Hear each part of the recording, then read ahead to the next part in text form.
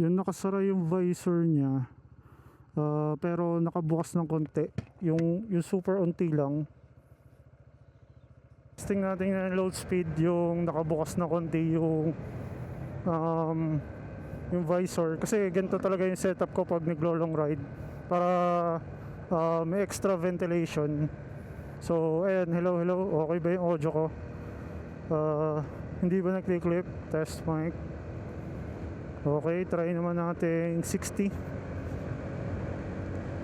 Low. Test mic. Malakas ba wind noise? Test mic, test. Ayan, low. Test mic. Rinig pa ba? Rinig. Okay. Then try naman natin sa high speed. Ayan, same with better lang tayo nung para mas mabilis natin makakuha yung 80 to 100. Okay, malayo pa naman. Okay, try natin.